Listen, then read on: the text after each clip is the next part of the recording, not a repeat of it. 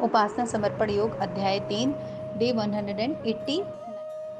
विषय बहुत सुंदर चल रहा था। गुरुदेव हमें बता रहे थे कि आत्मोत्कर्ष के आधार 4 हैं।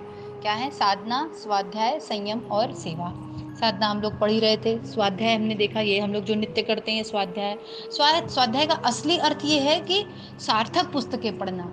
सिर्फ गीता, रामायण, भागवत तो अच्छी होती है, निश्चित ही गीता तो बहुत ही सुंदर है, मतलब ऐसे समझ लीजिए सार है जीवन का।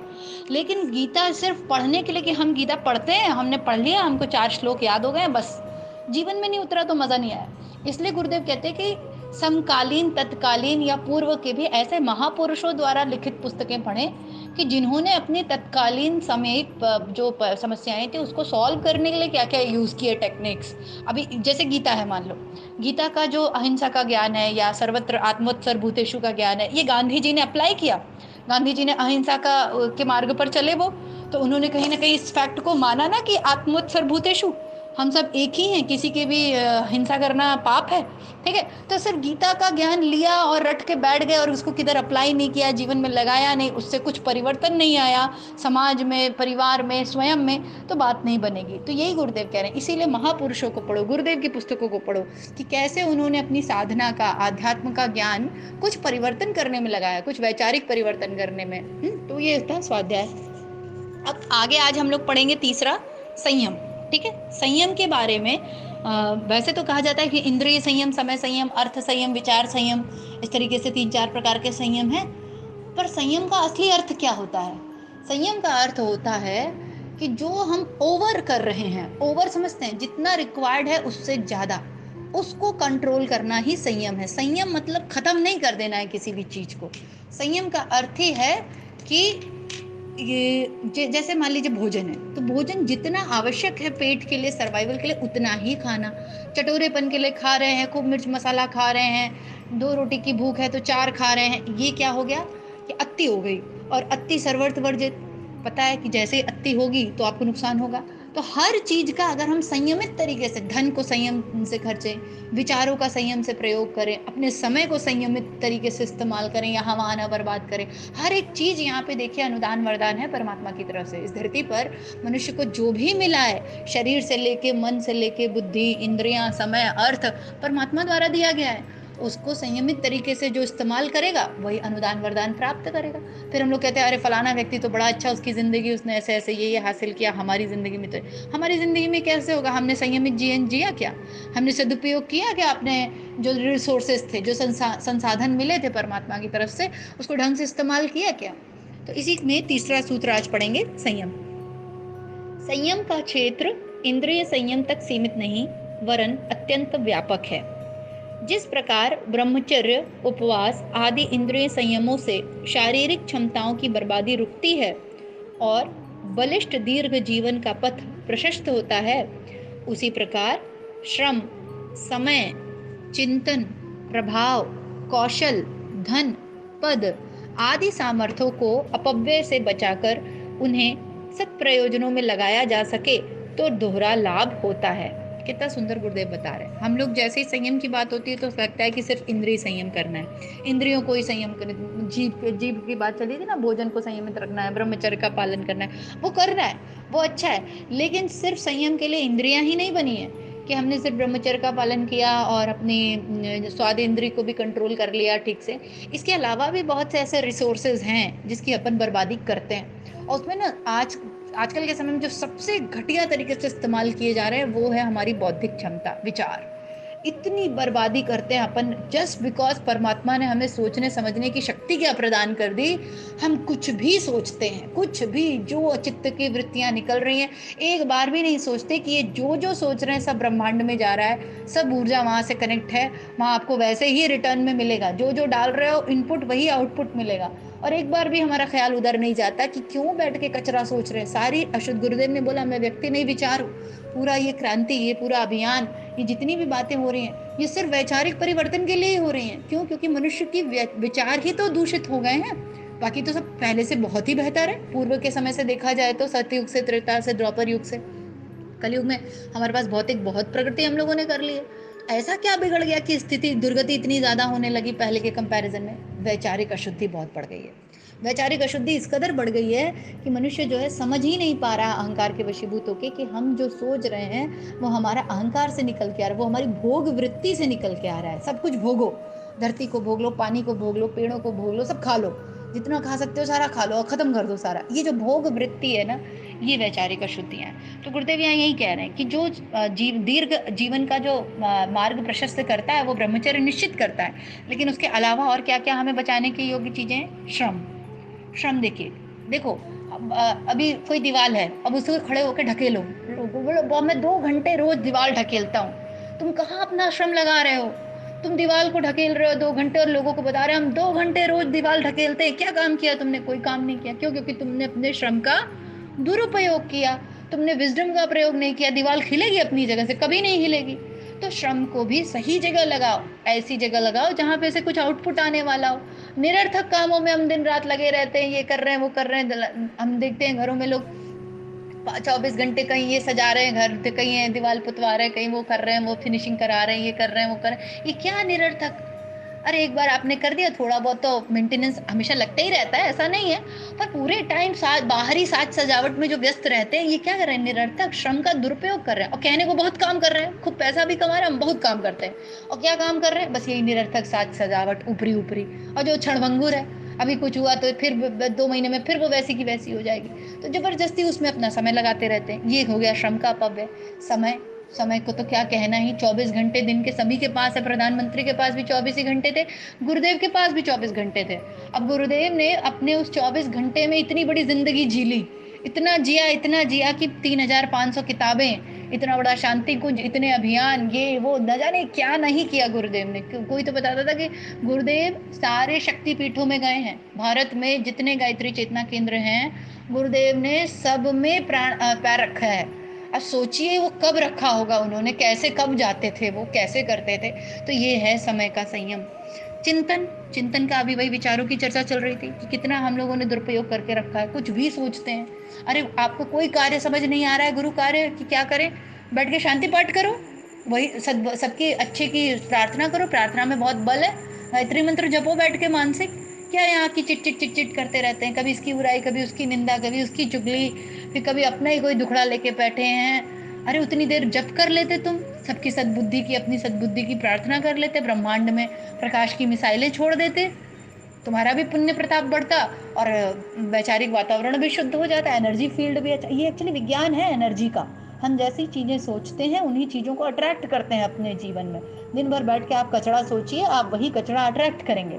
नकारात्मक सोचिए, नकारात्मक प्रकार के लोगों से मिलिए, नकारात्मक बातें करिए, आपके जीवन में देखिए ऐसे लोगों की भंडार हो जाएगी।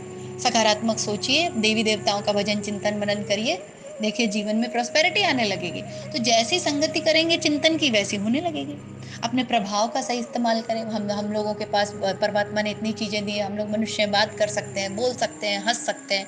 अब ये बोलने की क्षमता क्या दे दी, हम कुछ भी अनर्गल बोलते हैं। ये प्रभाव ही तो है। अगर आप कहीं गए तो अपने प्रभाव का सही इस्तेमाल करें, आपसे लोग ऐसा प्रभावित हों कि उनके जीवन में सात्विकता बढ़ जाए, आध्यात्म आ जाए। अब हम गए, हम किसी को सिगरेट पीने के लिए प्रभावित करें, किसी को नॉनवेज खाने के लिए प्रभावित कर दें, तो ये सही प्रभाव डाला हमने उनके ऊपर? बिल्कुल गलत डाला।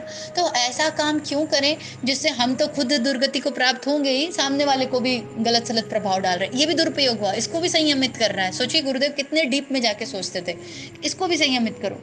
कौशल, टैलेंट, बहुत ढेर सारे टैलेंट है हमारे पास, बहुत कौशल है, पर इधर उधर सब वेस्ट चला जाता है। और परमात्मा हमारे गुरुदेव जब 3 शरीर का ध्यान करवाते हैं, पंचकोशों का ध्यान कराते हैं, खजाना है, मणिपुर चक्र, ये चक्र वो चक्र, अंदर कितने टैलेंट भरे पड़े हैं। और हर एक व्यक्ति का अपना कुछ एक स्पेशलिटी होती ही है, पर क्या उसका सदुपयोग हो पा रहा है? और सदुपयोग क्या होगा, वो पता ही नहीं होगा उसको, इतना व्यस्त होगा वो इधर उधर के कामों में कि उसको पता ही नहीं होगा कि मेरे अंदर भी ये प्रभावशाली चीज, एक व्यक्तित्व मेरा ऐसा भी है।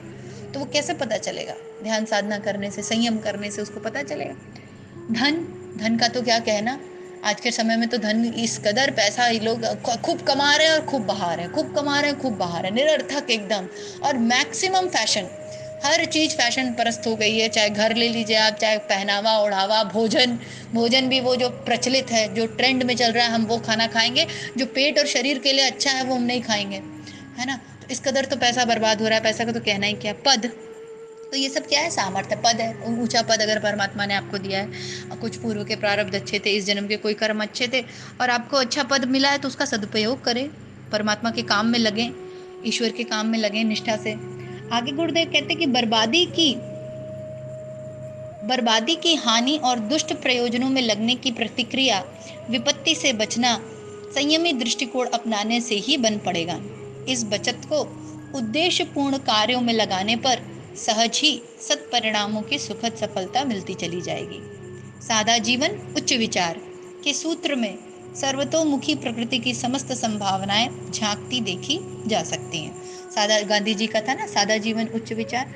गुरुदेव भी बहुत सादा, आप देखेंगे ना तो विश्वास ही नहीं करेंगे। कई लोग तो एकदम चौक जाते थे कि यही है गुरुदेव। कहीं कहीं आप स्टोरी सुनेंगे तो उन पहचान नहीं पाते थे, इतने सरल, इतने सहज, और कोई दिखावा नहीं, और कुछ भी उनके जीवन में इस तरीके की कोई फैशन परस्ती नहीं, कुछ भी शरीर ओरिएंटेड गति। शरीर को तो गुरुदेव कहते थे शरीर भगवान का मंदिर है, उसको हमें सजाना, सही रखना है, अंदर से सही रखना है, मन स्थिति ठीक रखनी है, गंदे विचारों को अंदर नहीं आने देना है, चाहे कलमशो।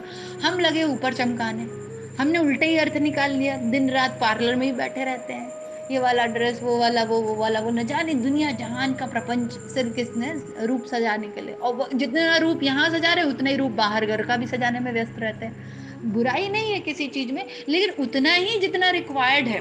अगर पूरा पूरा हमारा जीवन ही उसी के लिए निछावर हो गया है तो निरर्थक है, फिर मनुष्य तन निरर्थक बीत गया। क्यों? क्योंकि जिस कार्य के लिए मिला था उस पर तो ध्यान ही नहीं गया। तो सादा जीवन उच्च विचार रहेगा। अच्छा, समय भी, अभी पता है कोरोना हुआ तो लोगों को समय मिलने लगा, नहीं, लोगों के पास 5 मिनट नहीं होते थे अपने साथ बैठने के लिए। ऑफिस जाना है, फिर मॉल जाना है, फिर मूवी जाना है, फिर फ्रेंड्स के साथ पार्टी जाना है। तो सोचिए कि कितना हम लोग अपना समय की बर्बादी कर रहे थे। और जब हम सादा, ये सब क्यों हो रहा है? क्योंकि ये जीवन में दिखावटीपना है, जीवन में खोखलापन है। जब हम बहुत सादे व्यक्तित्व के साथ रहेंगे तो हमारे फालतू के खर्चे मिट जाएंगे ना, कम हो जाएंगे ना। हमारे पास समय कहाँ है मॉल जाने का? हमारा 2 कपड़े में काम हो जाता है, हमारा दाल रोटी सब्जी में काम चल जाता है, हमको रेस्टोरेंट जाने की ज़रूरत पड़ती नहीं है, सादा भोजन करते हैं, किताबें हमारी घर में रखी हैं पढ़ने के लिए, ज़्यादा गेट टुगेदर करने का मतलब नहीं फालतू लोगों के साथ। हाँ, कोई दारू सिगरेट शराब इन सब की लत नहीं लगी हुई है, नॉन वेज खाना नहीं। ये क्या है? संयमित जीवन जो व्यक्ति जीता है ना, वही प्रभावशाली व्यक्तित्व बन पाता है। अगर हमने अपना समय, अपना श्रम यहाँ वहाँ फालतू के दिखावे में व्यर्थ गवा दिया ना, उसके बाद टाइम ही कहाँ बचा? आप बताओ ना, कहाँ 24 घंटे ही तो होते हैं ले दे के। अब चाहे उधर दे दो चाहे इधर दे दो, तो कहीं ना कहीं से तो कटौती करनी पड़ेगी। इसी को संयम कहते हैं। तो जब हम उधर से कम करते हैं तब जाके ये जीवन, सादा जीवन और उच्च विचार वाली बात बन के आती है। घड़े के छेद में होकर धीरे धीरे सारा पानी बह जाता है। पेंदे में छेद होने पर नाव डूबती है। छलनी में दूहे करम को रोवे, छलनी में दूहे करम को रोवे, है ना, एक स्लोगन गुरुदेव बोल रहे हैं। जैसी उक्तियों में बर्बादी के समस्त छिद्रों को बंद करने का संकेत है। संपन्नता और प्रगति के इस नीति को अपनाए बिना मिल ही नहीं सकती। अस्तु संयम को व्यवहारिक जीवन की तपश्चर्या मानकर चला जाए। गुरुदेव क्या कह रहे हैं? छलनी में दूहे और करम को रोए। दूध किस में दूह रहे हैं? छन्नी रखी है नीचे और पूरा दूध नीचे गिरता जा रहा है, और कह रहे हैं अरे तो हमारे तो कुछ मिला ही नहीं, हमारे तो कुछ मिला ही। तुम दूह किस में रहे हो? तुम्हारा कंटेनर तो देखो। छलनी में दूध दूह रहे हो, कैसे उसमें इकट्ठा होगा वो? उसको बढ़िया सा अच्छा बर्तन लेकर आओ ना। बिल्कुल यही बात है कि ये जो छिद्र है, ये हम लोग समय यहाँ बर्बाद कर रहे हैं, फिर पैसा वहां बर्बाद कर रहे हैं, विचार वहां बर्बाद कर रहे हैं, फिर कह रहे हैं अरे मेरे जीवन में बहुत अशांति, बहुत अशांति, बहुत अशांति, बड़ा दुख, बड़ा रोग, बड़ा कष्ट, ये वो दुनिया भर का रोना लगा रहता ना। गुरुदेव कहते थे अपनी इंद्रियों संयम में कि ये कमंडल है जो हमारा शरीर है, 5 छिद्रों वाला। तो 2 ही तरीके हैं, या तो 5 छिद्रों को बंद करो, और या इस कमंडल को 24 घंटे परमात्मा रूपी समुद्र में डुबा के रखो। ये 2 तरीके इंद्रिय संयम करने के। तो दूसरा वाला ऑप्शन बहुत अच्छा होता है। आप निरंतर हरि भजन करते रहेंगे, सात्विक चिंतन मनन करते रहेंगे, इंद्रियां अपने आप कंट्रोल रहेंगी। सारा खेल मन के विचारों का है, बुद्धि का है। इस विवेक को, इस प्रज्ञा को जहां लगाएंगे, इंद्रियां अपने आप में जड़ हैं, इंद्रियां मशीन है, इंद्रियां वहीं काम करेंगी जहां आप अपना मन ले जाओगे। और मन को हरि चरणों में लगा दोगे तो इंद्रियां वहीं काम करेंगी, अपने आप ही संयमित रहेंगी। इसलिए कहते हैं मन का संयम पहले कर लो। तो आज का यहीं समाप्त करते हैं। आज हम लोग ने बहुत अच्छी अच्छी चीज़ें कही। गुरुदेव ने देखे क्या क्या संयम बताया, श्रम, समय, चिंतन, प्रभाव, कौशल, धन, पद, ये सब बताया। अच्छा स्लोगन याद कर लें, सादा जीवन उच्च विचार। दूसरा, छलनी में दूहे करम को रोवे, ये सब लिख के टांगने वाली चीज़ है। कि अब हमारा सब इधर उधर वेस्ट जा रहा है और रो रहे हैं अपने कर्मों को कि हाय रे हमारे कर्म, हमारे तो नसीब में ही नहीं था और ये नहीं था। घरों में बड़ा सुनने को मिल जाता है, हाय रे मेरी तो किस्मत ही फूटी है ना, ऐसा सब स्लोगन अपने को सुनने को मिल जाते हैं। अरे कैसे किस्मत फूटी है, मनुष्य तन में पैदा हो गए उसी दिन किस्मत बन गई थी। वही सबसे बड़ी किस्मत वाला दिन था जिस दिन मनुष्य तन धारण किया था। सेलिब्रेशन का दिन जिसको कहते हैं, 84 लाख योनियों में भटकने के बाद मिलता है। सुर दुर्लभ है, देवता भी तरसते हैं। और उसके बाद हम लोग जब प्राप्त हो गई है वो सुर दुर्लभ चीज, तो क्या करें, हाय मेरी किस्मत ही खराब थी। किस्मत इसलिए खराब थी कि जो सुर दुर्लभ चीज मिली तुम्हें इस्तेमाल करने नहीं आया।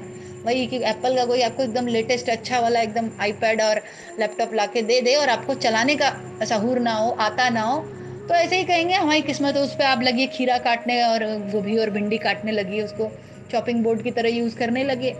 तो वो देने वाला भी सोचेगा बाबा रे किसको दे दिया, इतना अच्छा खासा हाई एंड मॉडल का हमने इसको लैपटॉप दिया और उस पर खीरा काट रहा है, भिंडी काट रहा है। तो ये हमारी गलती है, हमें पता नहीं है। सोफिस्टिकेटेड मशीन परमात्मा ने हमको दी है मनुष्य तन, अपने को पता ही नहीं कि इसमें कौन कौन से सुर दुर्लभ चीजें हैं, कौन कौन सी दिव्य हैं विभूतियां।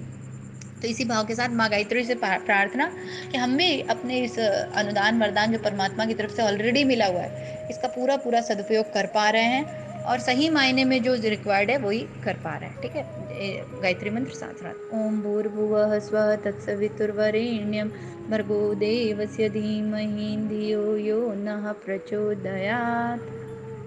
जय गुरुदेव, सभी को प्रणाम। हमारे YouTube चैनल को सब्सक्राइब करें और बेल आइकन को दबाकर ऑल पर क्लिक करें ताकि नोटिफिकेशंस आपको मिलती रहें।